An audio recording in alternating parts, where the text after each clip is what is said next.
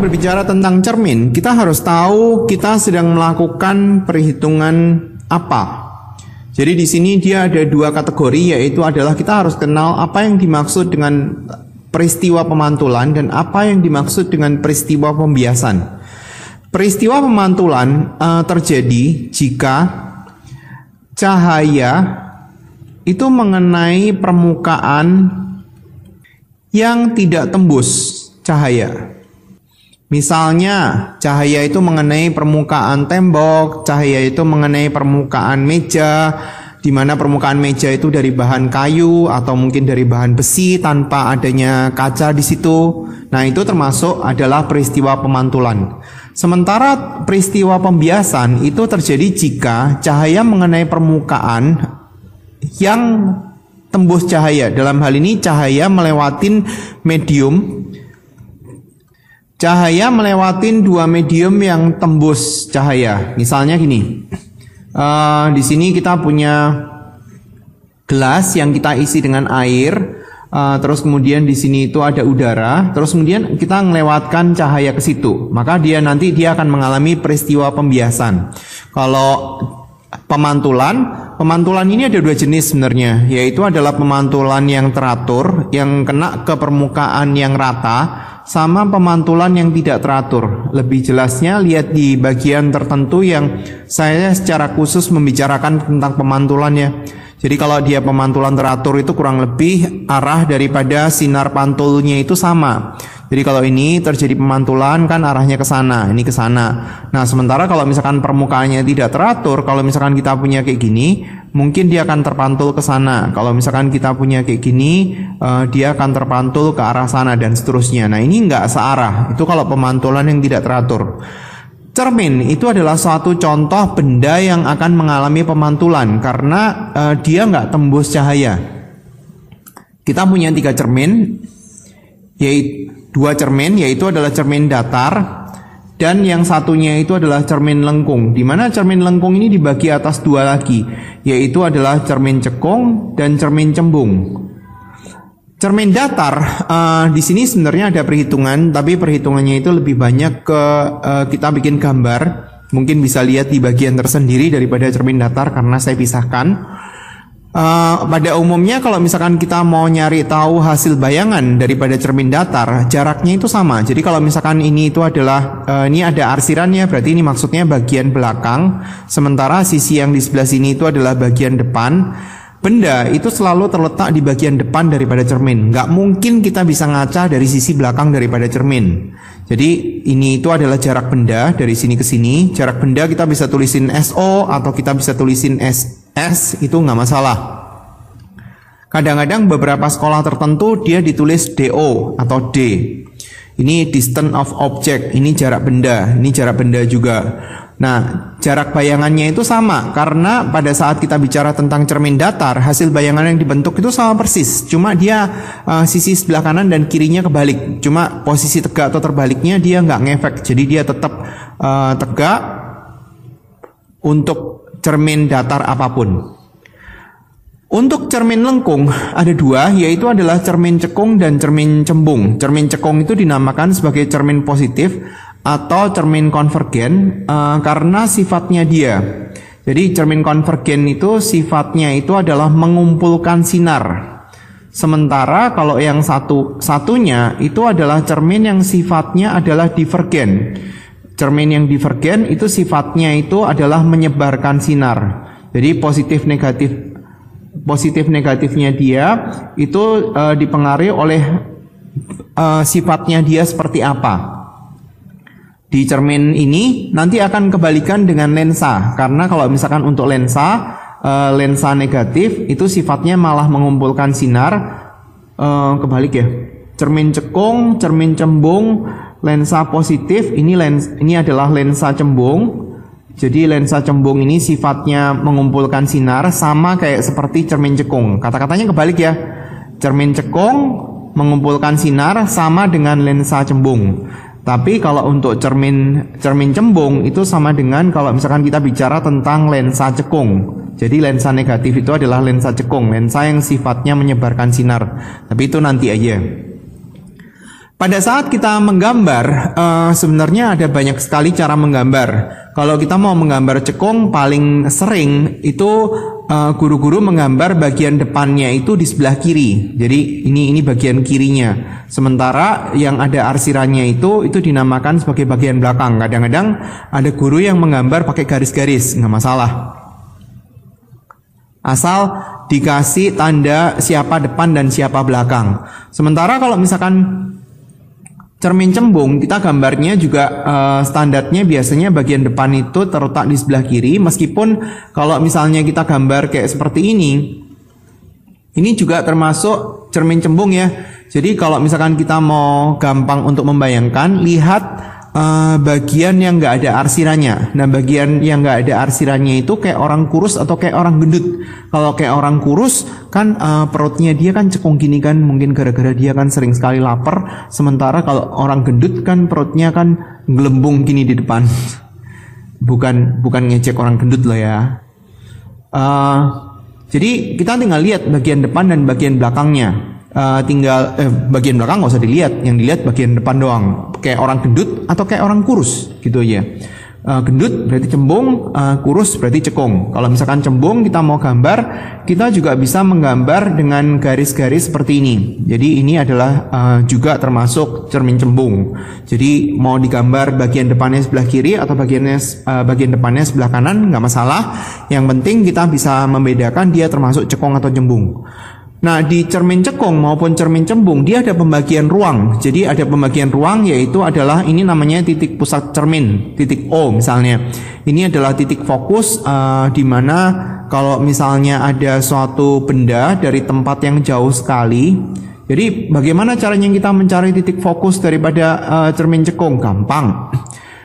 Benda yang jauh sekali. Jadi sinar-sinar dari kita ambil sinar matahari. Terus kemudian dikenain ke cermin itu, kenanya kemana? Jadi nanti ngumpulnya di mana? Itu adalah titik fokusnya dia. Jadi jarak dari sini ke sini itu adalah jarak fokusnya dia. R itu adalah 2 kali fokus. Kadang-kadang nggak dikasih nama R, kadang-kadang dikasih nama P, kadang-kadang dikasih nama M. Itu nggak masalah. Itu namanya adalah titik pusat kelengkungan cermin. R, P, M itu sama aja. F itu adalah titik fokus.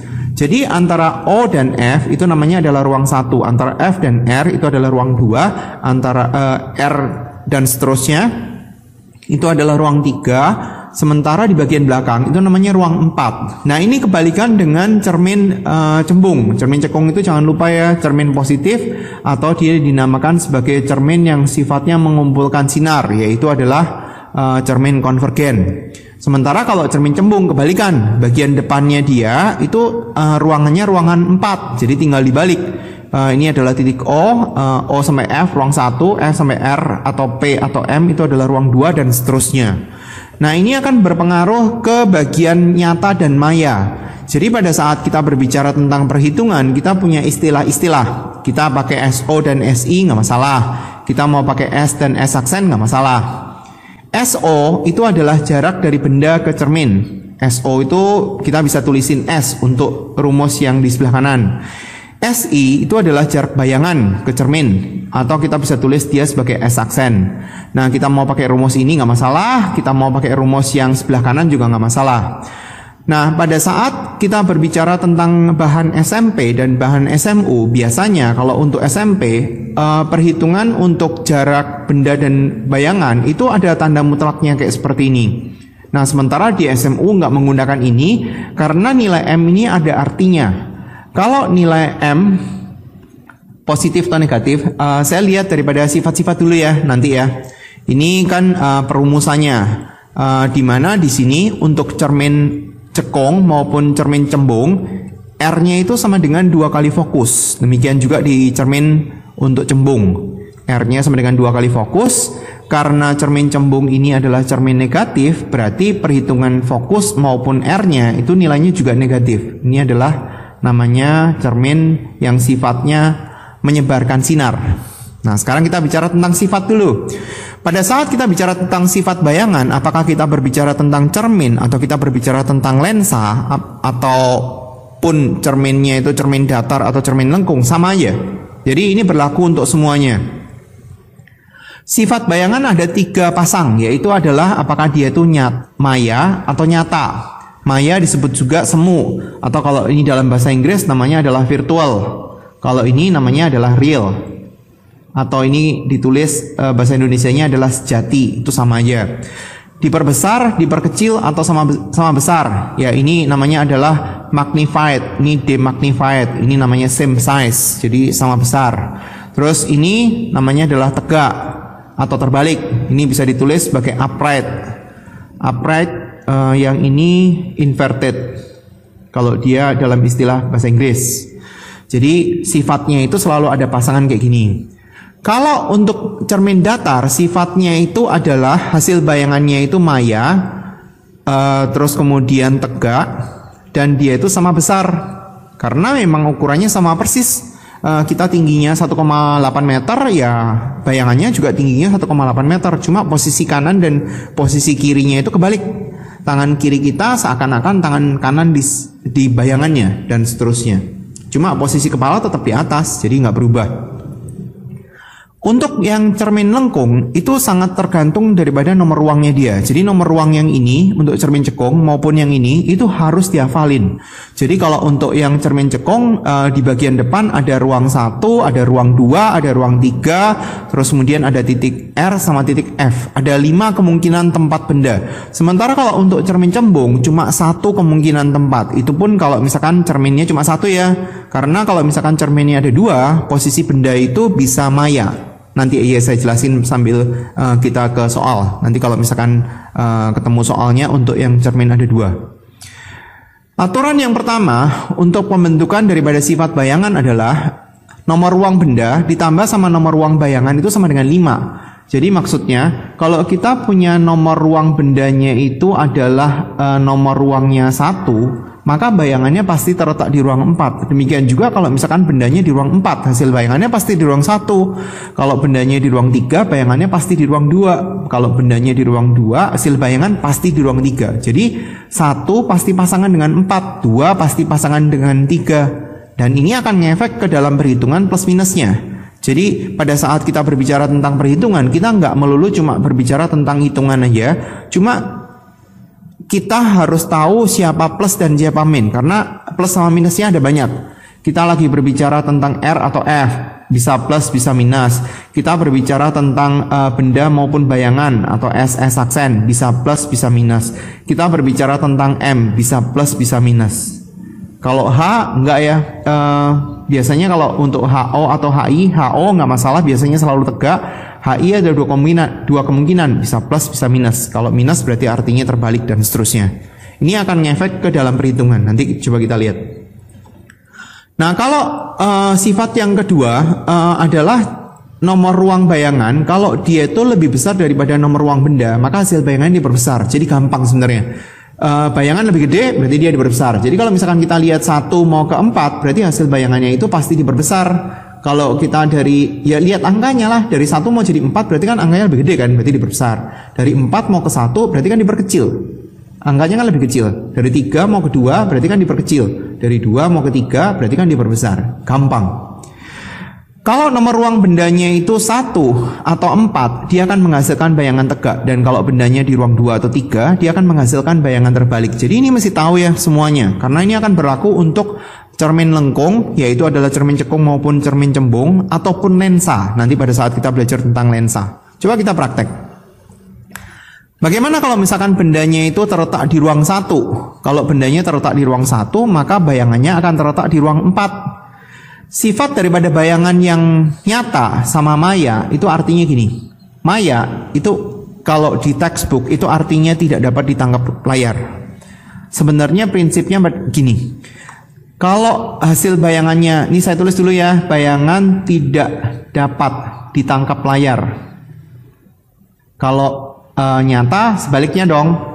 Kalau bayangan tidak dapat ditangkap layar, artinya mata itu lihat bayangan secara langsung. Sedangkan kalau hasil bayangannya itu nyata, itu artinya adalah, nyata itu kan berarti kan bayangannya terbentuk di layar. Jadi kita bisa ngelihat bayangan kalau ada layarnya. Contohnya kayak seperti apa? Kayak seperti kita nonton bioskop. Bioskop kan dia pakai kamera, pakai ini kan, bukan pakai kamera, pakai proyektor kan. Jadi kalau kita lihat di satu ruangan bioskop, ini layarnya, kita kan mata kita kan nontonnya kan ke arah sana kan, ke arah layar kan.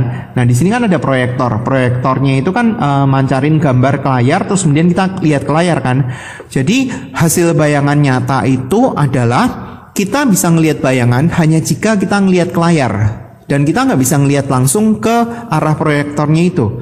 Tapi beda halnya kalau misalkan hasil bayangannya itu maya. Kayak seperti apa? Ya kayak seperti kita pakai kacamata.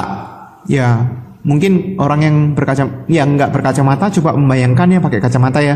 Nah orang yang pakai kacamata plus atau minus, dia melihat bayangannya secara langsung kan. Maksudnya orang yang kacamata positif dia melihat tulisan, hasil bayangannya di depan dia kan. Dia nggak butuh layar untuk bisa ngelihat bayangannya. Demikian juga dengan orang yang memakai kacamata lensa negatif. Contoh lain misalnya orang lihat sesuatu benda yang kecil dengan menggunakan loop. Nah itu kan hasil bayangannya kan kelihatan langsung kan. Dia nggak butuh layar. Layar itu bisa berupa kain, bisa berupa kertas putih, atau mungkin bisa berupa tembok. Itu bisa berperan sebagai layar semua. Tadi nyata dan maya udah ya. Kalau benda bayangannya itu terletak di ruang 4 itu kan di sini, ruang 4 itu kan di belakang. Berarti hasil bayangannya maya. Jadi kita bisa tahu nyata atau mayanya itu dari letaknya di belakang atau di depan cermin. Kalau di depan berarti nyata, kalau di belakang berarti dia maya. Terus kemudian diperbesar sama diperkecil. Ini kan dari ruang 1 ke ruang 4. Berarti kan hasil bayangannya diperbesar kan angkanya dari angka 1 ke angka 4. Terus kemudian kalau misalkan kita mau tahu tegak atau terbaliknya, kita bisa tahu dari lokasi bendanya. Tadi kan ada catatan ya kan. Kalau bendanya di ruang 1 atau 4, hasil bayangannya tegak. Kalau bendanya di ruang 2 atau 3, hasil bayangannya terbalik. Jadi kalau misalkan di sini bendanya di ruang 1, berarti hasil bayangannya akan tegak. Contoh lagi, bendanya di ruang 3, berarti kan bayangannya di ruang 2 kan. Kalau bayangannya di ruang 2 ya dilihat ruang 2 ada di mana. Ruang 2 kan ada di depan cermin kan. Berarti hasil bayangannya itu adalah nyata. Terus kemudian diperbesar atau kecil. Dari 3 ke 2 berarti angkanya kan lebih kecil. Berarti diperkecil. Terus kemudian tegak atau terbalik. Nah bendanya di ruang 3. Berarti hasil bayangannya kan terbalik dong. Nah terus kemudian bagaimana caranya kita tahu SO atau SI-nya itu plus atau minus. Tadi kan saya udah tunjukin di dalam perhitungan kalau F sama R itu bisa plus bisa minus. Karena begitu kita salah tulis plus minus, hasil hitungannya itu akan sama sekali berbeda. Untuk cermin cekung kan cermin positif, maka nilai F atau R-nya itu pasti positif. Kalau negatif berarti artinya cerminnya cembung. Jadi F atau R itu akan menunjukkan nilai adalah cermin cekung atau cermin cembung. Sementara kalau untuk SO atau SI dan S maupun S aksen, plus itu dia akan terletak di depan daripada cermin. Sementara kalau min itu akan terletak di belakang daripada cermin. Dari situ kan ketahuan nyata atau mayanya. Kalau depan berarti dia termasuk nyata untuk cermin cembung atau cermin cekung. Belakang berarti dia termasuk maya. Nah terus M gimana? M kalau positif itu akan menunjukkan bendanya itu tegak atau terbalik. Kalau positif dia tegak, kalau minus berarti dia terbalik. Nah di dalam perhitungan yang punya SMP dia kan pakai harga mutlak. Itu dia nggak akan memunculkan nilai positif atau negatif. Jadi nggak kelihatan sama sekali. Sementara kalau di perhitungan SMU positif atau negatifnya itu akan kelihatan. Kalau kita masukin dari SI ke SI sama SO ya, berarti nilai positif atau negatifnya itu akan mempengaruhi nilai M juga. Jadi kita bisa jadi salah dalam menentukan nilai M-nya. Apakah dia itu misalnya 5 atau min 5. Nah itu akan ngefek ke dalam perhitungan. Sekarang kita lihat untuk cermin cembung. Kalau cermin cembung kan kemungkinan ruangnya cuma 1 kan. Berarti bendanya kalau dia cerminnya cuma 1 pasti terletak di ruang 4. Berarti bayangan pasti terletak di ruang 1. Karena bayangan terletak di ruang 1, hasil bayangannya pasti maya, pasti diperkecil, dan pasti tegak. Itu sifat daripada cermin cembung. Makanya cermin cembung ini sering dipakai di tempat-tempat yang menjadi persimpangan daripada kendaraan. Misalnya di sini ada persimpangan, ya dipasanglah kadang-kadang di sini cerminnya di sini agar supaya kendaraan yang di sini itu bisa ngelihat kendaraan lainnya yang di situ. Ini kan mantul gini kan. Jadi cermin ini tuh dipakai untuk memperluas daerah pandangan karena kan hasil bayangannya kan kelihatan. Satu mobil utuh kelihatan. mobil yang A maupun mobil yang B kelihatan. A bisa ngelihat B, B bisa ngelihat A. Sekarang kita coba untuk melakukan perhitungan. Hati-hati ya plus minusnya. Sebuah benda 10 cm di depan cermin cembung. Kata-kata di depan ini ngefeknya ke SO. S atau SO. S boleh, SO boleh. Ini nilainya adalah positif 10 cm. Di depan cermin cembung ini akan ngefek ke F-nya. Nilainya akan minus. Jari-jari kelengkungan cerminnya 12. Berarti harusnya kita tulisin R-nya min 12. Sehingga F-nya itu adalah 6 cm. Tentukan letak dan sifat bayangan. Sebenarnya kalau misalkan kita lihat gini, kita sudah tahu sebenarnya sifatnya. Cerminnya adalah cermin cembung. Cermin cembung itu kan kalau kita gambarkan seperti ini. Bagian depannya kan cuma satu kemungkinan ruang. Ini kan FR, ini ruang 1, ini ruang 2, ini ruang 3. Berarti benda itu pasti terletak di ruang 4. Kalau bendanya terletak di ruang 4, bayangan pasti terletak di ruang 1. Dan kita sudah tahu sifatnya tanpa kita perlu melakukan perhitungan. Jadi sifatnya itu adalah maya karena bayangannya terletak di ruang 1, tegak karena bendanya itu terletak di ruang 4, dan dia pasti diperkecil. Tanpa kita melakukan perhitungan kita sudah tahu. Nah sekarang bagaimana kalau misalkan kita melakukan perhitungan? Ya tinggal dihitung lah. S-nya kita tahu 10 cm, fokusnya kita tahu minus 6. Ya kalau mau pakai rumus yang satunya juga nggak masalah. Kan ada rumus yang satunya 1/SO ditambah sama 1/SI sama dengan 2/R. Ya sama aja. 1/S ditambah sama 1/S aksen sama dengan 2/R. Ya sama aja, nggak masalah. Saya lebih suka pakai fokus ya. Jadi di sini kalau misalkan kita hitung 1/S ditambah sama 1/S aksen sama dengan 1/fokus. 1/S aksennya ketemu sama dengan 1/fokus. Jangan lupa ada minusnya. Dikurangi 1/S. S-nya 10. Dalam hal ini kita samain menyebut. Bikin per 30. Berarti di sini kita bisa ketemu. Hasilnya adalah minus 8/30. Kita bisa nyari tahu S aksennya. Jangan lupa dibalik ya. 30/8 tinggal dibagi 2. Berarti 15/4 cm.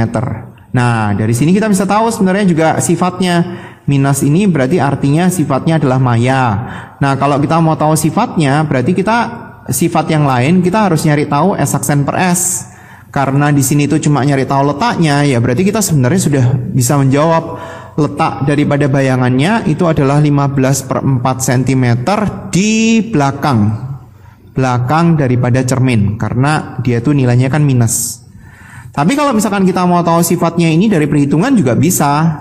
Mayanya kan sudah ketahuan. Kalau kita mau nyari tahu tegak atau diperkecilnya, kita bisa lihat dari perhitungan S aksen per S-nya. Berapa nilainya? S aksennya kan kita sudah tahu. Minus 15/4. S-nya kita sudah tahu 10. Kita tinggal kecilin ya. Dibagi 5. Dibagi 5. Berarti hasilnya adalah berapa nih? 3 dibagi sama 8.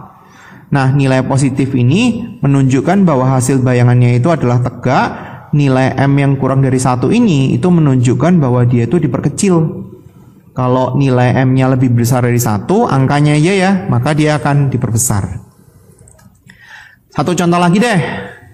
Sebuah benda berada di depan daripada cermin lengkung. Cermin lengkung ini berarti ada dua kemungkinan dong. Cermin cekung atau cermin cembung. Kan ada dua. Dan ini akan ngefek ke nilai positif atau negatifnya. Sehingga terbentuk bayangan yang tidak dapat ditangkap layar. Jadi kita satu-satu dulu. Kita harus tentuin dia itu termasuk cermin cekung atau cermin cembung. Kita coba melihat kemungkinan daripada cermin cekung. Cermin cekung itu kalau bendanya terletak di depan, berarti kan dia ada 3 kemungkinan ruang. Ini ruang 1, ruang 2, ruang 3. Karena kemungkinannya banyak, nanti aja. Sekarang kita lihat kemungkinan yang satunya, yaitu adalah cermin cembung. Kalau cermin cembung, kalau bendanya terletak di depan, berarti kemungkinan bendanya terletak di ruang 4 dong.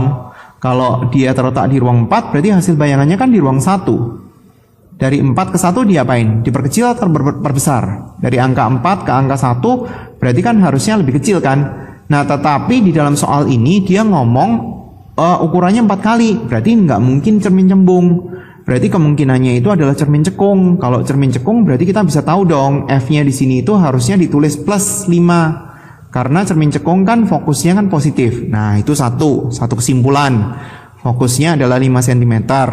Nah, terus bagaimana caranya kita nyari tahu yang lain? Dia ngomong bayangannya itu tidak dapat ditangkap layar, berarti kesimpulannya itu adalah maya. Bayangan sifatnya itu adalah maya. Terus kemudian bayangan yang terbentuk 4 kali, berarti maksudnya kan diperbesar. Nah sekarang kita cek satu-satu. Bendanya di ruang 1 mungkin nggak? Bendanya di ruang 2 mungkin nggak? Bendanya di ruang 3 mungkin nggak? Kalau benda di ruang 3, bayangan berarti di ruang 2 dong. Berarti ini sifatnya nyata dong. Berarti ini nggak mungkin, karena kan mintanya kan maya. Ruang 2 juga nggak mungkin. Hasil bayangannya di ruang 3. Ini juga nyata, jadi nggak mungkin. Yang paling mungkin cuma ruang 1. Karena kalau bendanya di fokus itu nggak terbentuk bayangan. Kalau bendanya di R, perbesarannya itu sama dengan 1. Nah itu tahu dari mana? Lihat video yang lain yang dia tuh lebih detail. Ini nggak sedetail itu. Jadi ini cuma untuk ngasih penjelasan secara umum untuk cermin. Kalau bendanya di ruang 1, bayangan berarti di ruang 4. Berarti sifatnya maya. Nah di sini kita bisa tahu nilainya plus atau minusnya. S atau SO-nya itu nilainya positif karena dia terletak di depan cermin, sementara SI atau S aksennya itu nilainya negatif. Nah dari situ kita bisa nemuin M-nya, karena ini kan M-nya kan nilainya 4. Kita harus tentuin nilai M-nya itu seharusnya positif atau negatif. Ini kan rumusnya nih, S aksen per S. Nilai S aksennya itu negatif, nilai S-nya itu kan positif. Berarti kalau misalkan kita melihat perhitungan yang seperti ini, berarti nilai M-nya kan seharusnya positif kan? Kan ini negatif dikali sama negatif dibagi sama positif. Berarti M-nya harusnya dimasukin 2, bukan 2, 4. Ini rumusnya adalah min S aksen per S. Jadi kalau misalkan kita kali silang, kita bisa mendapatkan S aksennya itu sama dengan 4 kali S. Terus kemudian kita bisa masukin sini kan, seper S ditambah sama seper S aksen sama dengan seper fokus. S-nya kita nggak tahu, S aksennya kita ganti 4 kali S. Fokusnya tadi kita sudah tahu 5 kan, nilainya positif loh ya, karena dia adalah cermin cekung. Kita tinggal samain nyebut sama dengan seper 5. Ini dikali silang kita dapat 15. Nah S-nya ketemu 15 per 4 cm. Dalam hal ini karena nilainya adalah positif, di sini adalah di depan cermin. Jadi letak bendanya udah ketahuan. Oke, sekarang kita tinggal latihan ya.